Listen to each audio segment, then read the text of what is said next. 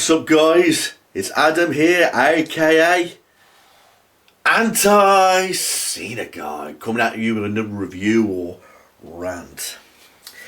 Now, this pay-per-view right here, ECW December to Dismember in 2006. Could this possibly be the worst pay-per-view of all time? Because I was looking online at some of the worst WWE pay-per-views, and there were several. But one that really stood out was ECW December to Dismember, the first ever Extreme Elimination Chamber match for the ECW World title. Well, it was the PG version of ECW, because around 2006 they introduced the ECW brand and they had all these newcomers, but some of the ECW originals like Sabu, Sandman, Tommy Dreamer were all part of the roster. Okay. I've just watched it moments ago, and I've got to admit, everyone, it is possibly one of the worst pay-per-views ever. There were so many things wrong with this pay-per-view, and I'm going to go through one by one about what I personally feel about each match. In the first match, the Hardys defeated Eminem in a 23-minute match, tag team match. And believe it or not, this was a good match. You know, I thought this was possibly the match of the night. You know, the first match of the night, and then it was the opener to the show. And it was a good match. You know, the Hardys never seem to fail. Well, they've had one or two bad matches, but you can tell that when these guys team up, Matt and Jeff, they're going to put on something special. Again, it's an ECW show. You know, there wasn't anything too extreme, you know, with weapons or anything like that. It was just a basic tag team opening match with the Hardys against Johnny Nitro and Joey Mercury with Melina at ringside.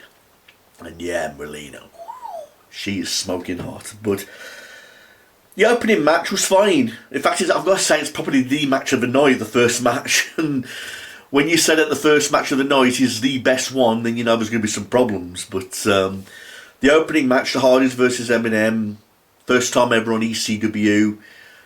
Great little match. You know, it was good for a little opener.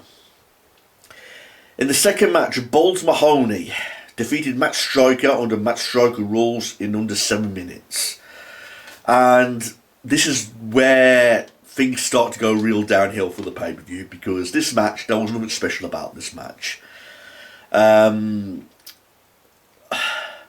this is like back in 2006. I mean, I did see this, like, I mean, I've got it here on DVD, but I don't remember exactly every single result on this pay-per-view. But when I watch these pay-per-views, I like to think that I'm watching them again for the first time, so I can get some excitement when I'm watching the main events and all the matches that they have advertised for the show. And to tell you the truth, the match I want to see is the main event, the Extreme Elimination Chamber, because it's not just the Elimination Chamber, it's the Extreme Elimination Chamber match. So, which means it's going to be a chamber full of barbed wire, fire, thumbtacks. At least was what I was expecting, you know, but we don't get that for the main event. But the second match, Balls Mahoney defeating Matt Striker, it was nothing special, and like I say, it was under 7 minutes. So yeah, things go downhill from there. There was no like impressive moves. It was like Matt Striker beating up Balls Mahoney for the first time. You know, he was like beating him up like with wrestle holds, and you know, before this, Matt Hardy put on a very poor promo about, do you think I belong in ECW? In this match, it's going to be under Matt Striker rules. Balls Mahoney's not allowed to go to the top rope. There's not allowed to be any foul language, blah, blah, blah. This was just like a heel tactic to get the crowd to really hate him, but it wasn't very convincing at all. You know, this fucking promo, you know, with Matt Striker and all that. I like Matt Striker and I like Balls Mahoney, and may Balls Mahoney rest in peace. But this match was nothing special at all. Okay, now we come to the first bullshit moment of the fucking pay-per-view. There's a segment backstage where Sabu has been out cold and somebody has attacked him from behind. He's been loaded into an ambulance, and this confirms that he's not going to be in the fucking main event. And the whole crowd went fucking ballistic. They was all chanting, bullshit, bullshit, bullshit. And indeed it was fucking bullshit. Because, look at the front cover. Sabu is advertised, along with RVD, Test, The Big Show, Bobby Lashley and RVD. That is false advertising. Because even when Sabu's been took out of the match, we still show promos and segments of Sabu being involved. I know, but he still gets asked this very day, why did they take you out the Extreme Elimination Chamber match? And there's interviews on YouTube about it, go and see them. I'm not going to go into detail about why Sabu was took out of the match, but there's good reason for it, and Sabu wasn't happy about the idea. He was looking forward to competing in the Extreme Elimination Chamber match. But it was a bullshit moment, and indeed it was bullshit. You know, the whole crowd was chanting bullshit, you could hear it from the crowd. And again, if you can have like an extreme main event, you know, for the ECW World Championship, you expect to see Sabu in the main event, wouldn't you? But due to last minute causes and last minute decisions, Sabu was took out the main event. And he was replaced with Hardcore Holly, which takes place later on down in the pay-per-view. But that's a kick in the balls to the fans and what's advertised. You know, Sabu, an ECW legend and extremist. And I've met Sabu, and I'm meeting him again in February next year at a signing. And he's a deep legend with extreme. What the guy's put himself through just to entertain the fans is just fucking unreal. And people wanted to see him. But when you take him out in the fucking main event and replace him with Hardcore Holly, who's been mostly a jobber throughout his whole career, you know, you think to yourself, what the fuck's all that about? So yeah, bullshit moment, Sabu being took out of the main event. And in the third match, Elijah Burke and Sylvester Takei defeated the FBI in another 7-minute match. And I noticed during this match we get some TNA chants. TNA! TNA! TNA! But to tell you the truth, I didn't really care for Elijah Burke and Sylvester Takei. I remember them clearly, that was on the SmackDown brand. And even when Sylvester Takei got fucking released, Elijah Burke went on to, continue his career. And I believe he was the very last opponent to face Chris Benoit before the Benoit tragedy, Elijah Burke. So, I do remember that. But the only thing I had to say about this match was Trinity coming out looking sexy as hell, you know. And when the people at ringside are more entertaining than the fucking matches, you know there's something wrong. Okay.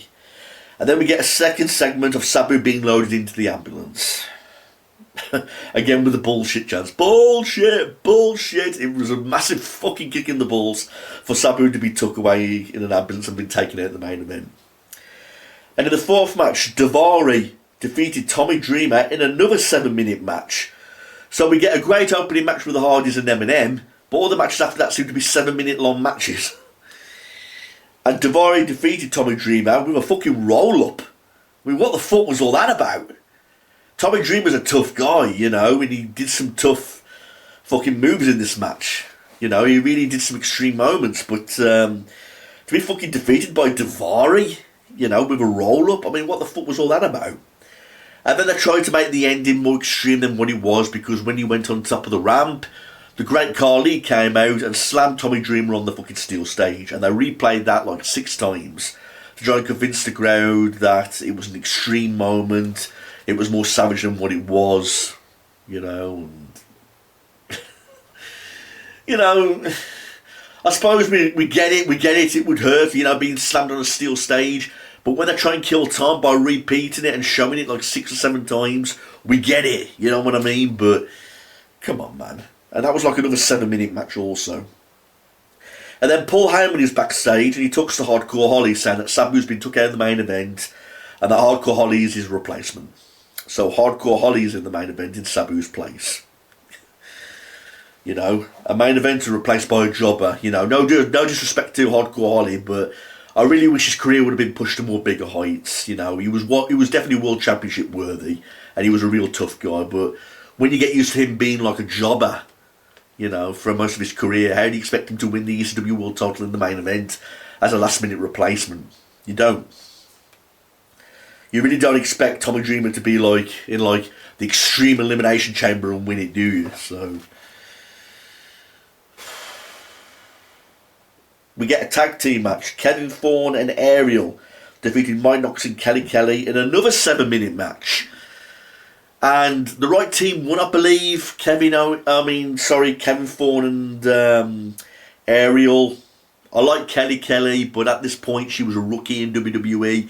They tried to make her look as though she was very less experienced in this match because Ariel was all over her, pulling her hair, kicking her, making her scream.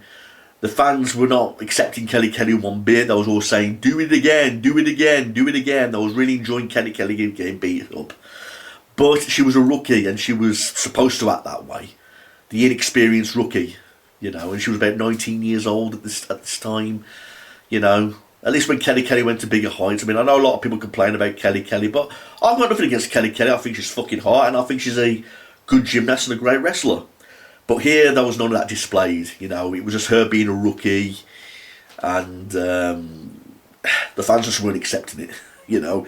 It was like a bad expression on one of the first main pay-per-views, you know. Plus, there was a little angle going on where Mike Knox was supposed to be jealous of Kelly Kelly when she talked to other men, because Kelly Kelly wanted CM Punk to win the Extreme Elimination Chamber, you know what I mean. And in the main event, Bobby Lashley defeated the Big Show, Test, RVD, Hardcore Holly and CM Punk in the Extreme Elimination Chamber match. And I don't know what to say about this match. It wasn't extreme like they would advertising it.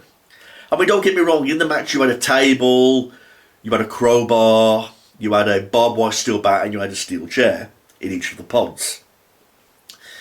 But when you think of ECW, you think of major extreme, like barbed wire ropes and thumbtacks and things like that. But this was like a PG version. I mean, it wasn't PG yet. It was still 2006. We were still in the Ruthless Aggression era. You know, the PG era didn't kick in until like after 2007, after the Benoit tragedy. But again, everyone wanted RVD to win this match. Everyone wanted RVD to win because first it's a boner killer that Sabu is being took out in the main event. That's the first boner kill. You take Sabu out in the main event and you replace him with Hardcore Holly. So then now the fans have got to pick somebody else to who they want to win the ECW World title, which was RVD because he was one of the originals. They wanted him to become a world champion because he so rightfully deserved it. You know, at this time CM Punk was just breaking through into the match, you know. And I thought CM Punk was really entertaining in this match, you know, with his leg drops onto the steel chair, and there was a little bit of blood, you know, particularly from RVD in the Big Show, but it wasn't like bloody, you know. And this pay-per-view got an 18 rating also, you know, an 18 rating for severe violence. So I don't know, I mean, people got eliminated one by one, but when RVD got eliminated again with the bullshit chants, they were shouting, "This is bullshit! This is bullshit!" And that went on throughout the whole entire pay-per-view, man. I could understand people being really pissed off with not just the main event, but the whole pay-per-view in general. I mean, it's false advertising. It's a piss take that you're just taking people out in the main events at the last minute on the pay-per-view night when people have paid tickets to actually watch them wrestle. You know, and again, people did not want Bobby Lashley to win. I mean, at the end, it was just Bobby Lashley and the Big Show, and Bobby Lashley defeats the Big Show with a spear. You know what I mean? And I have to say, I've seen way more better Elimination Chamber matches than this. And that's been the God's honest truth. I mean, it doesn't have to be an extreme Elimination Chamber, but just a standard Elimination Chamber. I've seen the standard Elimination Chambers that have been way more exciting, way more unpredictable, and way more bloody. And another thing that was just like really weird is that when it was Bobby Lashley's turn to come out the pod, he could not come out the pod because Tess was like locking him in. So I don't know how fucking Bobby Lashley did this, but he used a table inside his pod to break the chains from the ceiling of the pod and then fucking climb out. So you mean to tell me you get a wrestling wooden table that's going to break chain?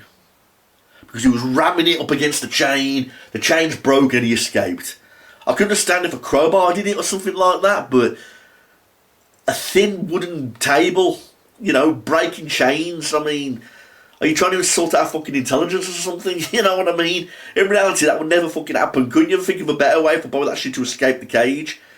I mean, he could have destroyed the pod or did something like that, but no, he chose this particular way out for escaping through the roof, which was chains, and it must be clearly obvious that the chains were already disconnected or magnetised, because he was podging the fucking chains with the table, and the fucking chains broke and he escaped. You know, so kind of a fucked up way, but Bobby Lashley won the ECW World Heavyweight title, and everyone was really disappointed by this outcome. You know, I've got nothing against Bobby Lashley personally, you know, but Big Show at the same time was looking to have some time off and thinking of retiring because he was in so much pain. He weighed heavier than he has done in his whole career, so he was thinking of taking time off. People knew about this, you know, and it was really sad, you know. So if a wrestling fan was to come to me now and say this is the worst pay-per-view of all time, I personally say I find that hard to disagree. I find that hard to argue with. Just one good match on the card, just one, and that was the opening with Jeff Hardy against Eminem. Just one good match on the fucking card. I mean, that's a disgrace. I mean, especially when you've got like an Extreme Elimination Chamber advertised for the main event and you take one of the guys out of it at the last minute. Bullshit. I mean, I agree with the crowd. Bullshit, bullshit, bullshit. I mean, I don't know. I mean, I've seen some bad pay-per-views, but I've just watched this all the way through, and I can understand people's reasons as to why they call this one of the worst pay-per-views of all time. There was just so many things wrong with the pay-per-view. One great opening matches, the rest was 7-minute matches, and the main event the wrong guy won.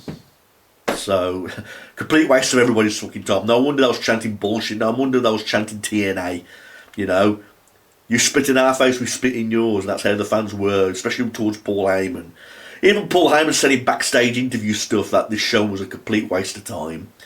And indeed it was, so thanks for watching this, everybody. Email me if you've got any questions. If you've got any pay-per-views you want me to review or do a rant on, please leave them in the comment section below. Thanks, everyone, and sorry for sounding a bit off in this review. I've got a bit of a cold, so I just wanted to point that out. Peace out, everyone. Have a nice day. ECW. What an Extreme Elimination Chamber that was. Fucking pathetic, man. You take out a guy advertised that everybody wants to win and see, and then you replace him with Hardcore Holly, and then you get an outcome like that. With Bobby Lashley winning with a spear to the Big Show, and Big Show wasn't even in the match for like no longer than 5 minutes, so bit of a waste of time, yeah. I agree with what other people have said. Peace out everyone. Take care.